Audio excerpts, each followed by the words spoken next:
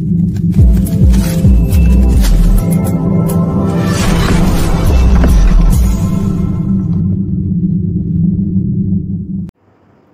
ve gümüş yatırımcısına özel olacak olan bu video içerisinde öyle konulara değineceğiz ki altın ve gümüş elinde tutmayanların oldukça pişman olabileceği bir dönem içerisine girmiş bulunmaktayız sevgili dostlarım. O yüzden elinde altın ve dolar tutanların hiçbir şekilde panik yapıp elindeki altın ve doları kaptırmamaları gereken bir dönem içerisindeyiz.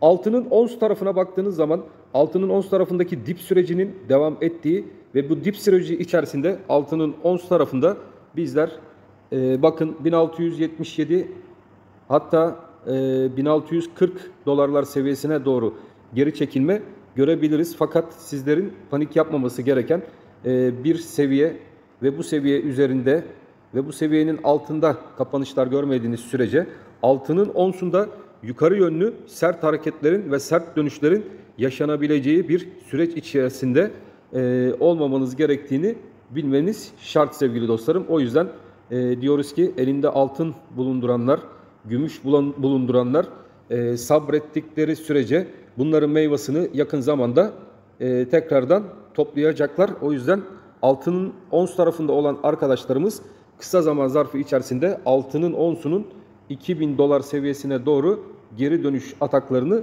izleyecekler. Her ne kadar da Fed'in baskısı altının ons tarafında devam ediyor gibi görülse de altının onsundaki bu dip süreci artık bitmek ve tamamlanmak üzere.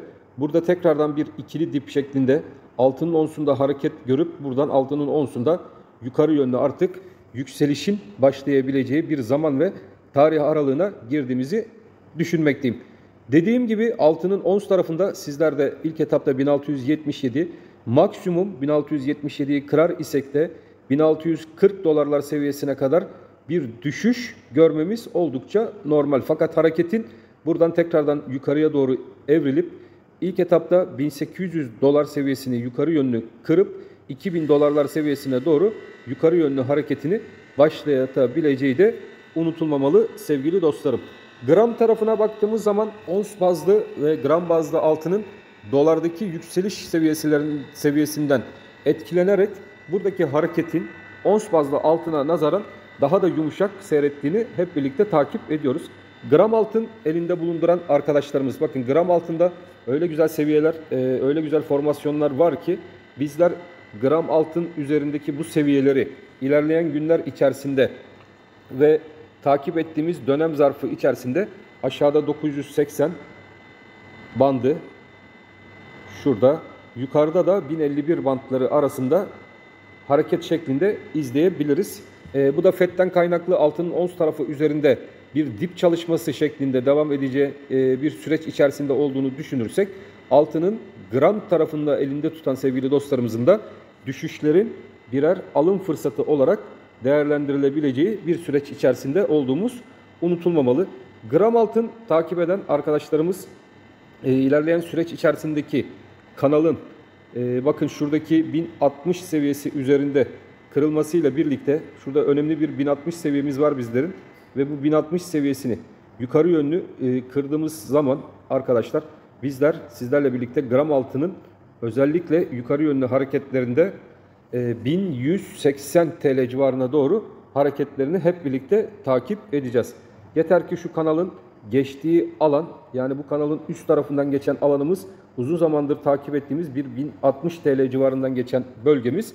Bunun yukarıya yönlü bu seferki hareket ile birlikte kırılacağı yönündeki beklentim sabit.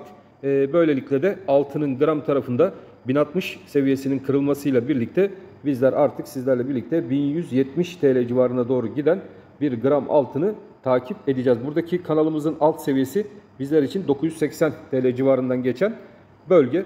Bu kanal altında bir kapanış yaşamadığımız sürece yukarıda 1033 seviyesinde bir ara destek bölgemiz, ara direnç bölgemiz mevcut.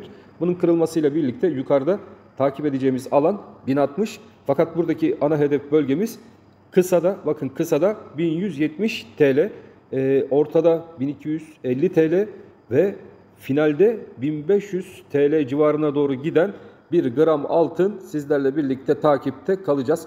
Formasyonlara baktığımız zaman formasyonlar buna çok uygun.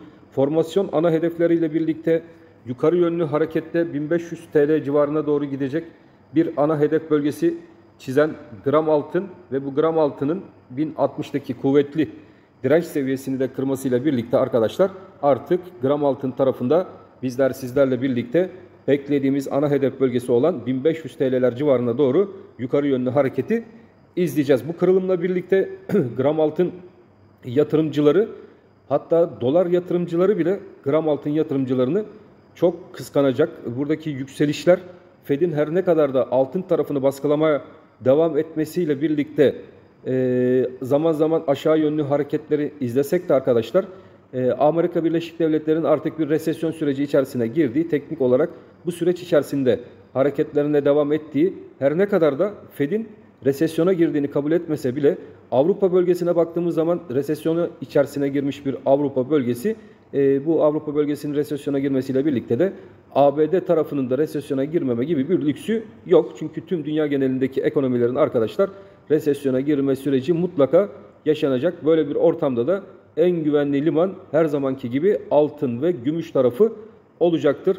Altın ve gümüş bir önceki hedeflerimizde özellikle gram altın tarafında verdiğimiz 1060 TL seviyesini artık bu sefer geldiği zaman bu 1060'ta da durmayacaktır. 1060'ı yukarı yönlü kırıp hedefi olan kısadaki 1190 TL civarına doğru gram altın yukarı yönlü hareketlerine devam edecektir. 100 yılın yalanı olarak da bir videomuz vardı. Bu videoyu izlerseniz altının neye göre yükselip neye göre düştüğünü de burada izleyebilirsiniz sevgili dostlarım. Rusya-Ukrayna savaşını es geçmemek lazım. Çünkü Rusya-Ukrayna savaşı ve Rusya'nın elinde bulundurduğu altınlar arkadaşlar özellikle değer görülmesi istenmeyen bir döneme denk geldik. Yoksa altındaki hareket daha hızlı gerçekleşecekti. Fakat böyle bir zaman dilimine denk geldiğimiz için buradaki hareketler kontrol altında tutulmaya çalışılıyor. Fakat gene güvenli bir liman olarak görüldüğü için altının Eylül ayından sonraki dönem içerisinde 2022 yılı, bakın burada bir 4-5 aylık bir zaman dilimimiz, 4 aylık 5 aylık bir zaman dilimimiz var. Bu zaman dilimleri içerisinde önce 1200 TL ve onun üzerinde bir 1500 TL civarına doğru giden yukarı yönlü sert hareketlerini izleme olasılığımız da oldukça fazla. Tabi burada anlattıklarımız hiçbir zaman bir yatırım tavsiyesi değil. Buradaki formasyonlar çerçevesinde gram altının yükselebileceği seviyeleri sizlerle birlikte bulmaya çalışıyoruz ve buna göre de bir fiyat hareketliliği çıkarmaya çalışıyoruz sevgili dostlarım. O yüzden gram altında bulunan arkadaşların dikkatli bir şekilde piyasaları takip etmesinde fayda var. Gümüş tarafına baktığımız zaman gümüşün ons tarafında yine bir dip çalışması, burada da bir ikili dip çalışması formatına bu iş dönebilir ve buradan dönecek olan bir V formasyonu şeklindeki gümüşün onsuyla birlikte ilk etapta bizler sizlerle birlikte 21 dolar 50 sent civarına doğru giden bir gümüş ons izleyeceğiz ve buradaki hareketin de kısadaki hedefi 25 dolarlar civarına doğru giden bir gümüş hareketi izliyor olacağız. Gümüşte bakın arkadaşlar gümüşün çok haşeri, metallerin özellikle haşeri çocuğu olduğunu sürekli söylüyorum. Gümüşün hareketleri çok terstir. Gümüş belli bir süre, uzun bir süre dipte hareket edebilir.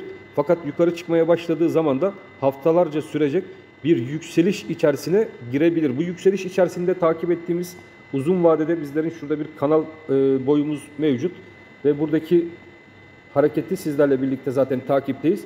Ve bu hareketlerle birlikte gümüşün onsunda 45 dolarlar seviyesine doğru bizler yukarı yönlü atakların hızla devam edebileceğini de unutmamamız lazım. Ve o yüzden dip süreçleri biraz sıkıcıdır. İnsanları sıkabilir. Fakat bu dip sürecinin tamamlanmasıyla birlikte de gümüşün ons tarafında sizlerle birlikte yukarı yönlü hareketleri takip edeceğiz. Gram gümüş tarafına geldiğimiz zaman elinde gram gümüş tutan sevgili dostlarım için bakın gramın gümüş tarafında bizlerin takip ettiği bir 12 seviyesi mevcut. Yukarıda da 13.40 direnç seviyeleri mevcut. Aşağıda artık 10 lira 77 kuruş seviyesi bizler için bir destek ve buralarda bir dip çalışması süreci başlatan gram gümüş hep birlikte takip ediyoruz. Bu gram gümüşün dönüşleri de aynı ons gümüşte olduğu gibi yukarı yönlü sert olacaktır. Bu sefer 13.20, 13.40 hedefi değil, gram gümüşün yukarı yönlü hedefi artık 15 liralar seviyesine doğru gram gümüşte yukarı yönlü hareketleri başlatacaktır. Altın ve gümüşün yükselişi kaçınılmaz. Düşüşleri ise tam bir spekülatif hareket şeklinde devam etmekte. Bu kadar dünyada enflasyonist baskının olduğu, hızlı bir şekilde yaşandığı bir dönem içerisinde altın ve gümüşteki hareketlerin aşağı yönlü ilerlemesi tam bir eldeki altını kapma çabasından başka bir şey değildir. O yüzden sabrı kuvvetli olan, sabretmesini iyi bilen kişilerin ben altın ve gümüş tarafında çok kazançlı günler yaşayabileceğini tahmin ediyorum ve bunu da yorumlarımda sık sık belirtiyorum. Sabırlı olanların sabırsız olanlara bakın, sabırsız olanların sabırlı olanlara para kaptırdığı lafının altın ve gümüş içerisinde ne kadar geçerli olduğunu sizler de zaman içerisinde görecek, yaşayacak ve duyacaksınız. Gram altında 1500 TL'leri göreceksiniz.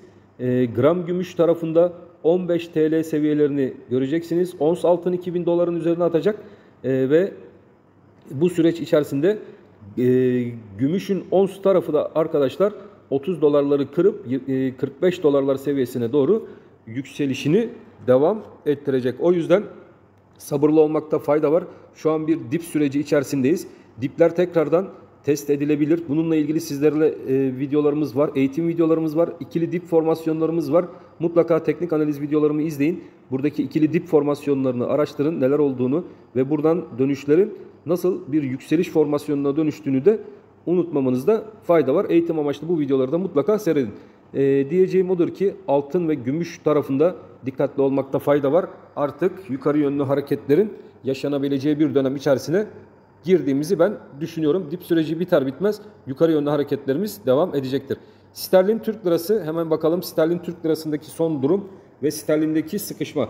Evet, sterlin dolar, özellikle dolar endeksinin yukarı yönlü hareket etmesiyle birlikte o da bakın şurada artık günlükte bu seviyeler bir dip olarak kabul edilebilir. Sterlinde özellikle 21 seviyesi bizler için bir dip olarak kabul edilebilir. Burada hareket tekrardan yukarı yönlü 22.50 civarına doğru sterlinde devam edecek. Takip ettiğimiz bu yükselen üçgen içerisinde hareketler aşağıda 22 TL, yukarıda da 22.50 civarlarında gelişiyor. Sterlinde benim beklentim sevgili dostlarım, ilk etapta biz sterlinde mutlaka bu 24 TL civarını sizlerle birlikte göreceğiz ve izleyeceğiz. Sterlin takip eden arkadaşlarımız panik yapmasınlar. Özellikle de 21 seviyesi altında bir kapanış olmadıkça sterlinde yön ilk etapta 22 civarlarından 22.50 civarından geçen yukarıdaki direnç bölgesi ve bunun kırılmasıyla birlikte sterlini 24 TL civarına doğru yukarı taşıyacak hareketleri başlatacaktır. Sabırlı olmakta fayda var. Yukarıdaki direnç ve aşağıdaki destek bölgesini sıkı bir şekilde takip edelim. Bu seviyelerin kırılmasıyla birlikte de artık süreç 14 ve şurada gördüğümüz 19 5 liralık bir zaman zarfı. Evet, buradaki de 22.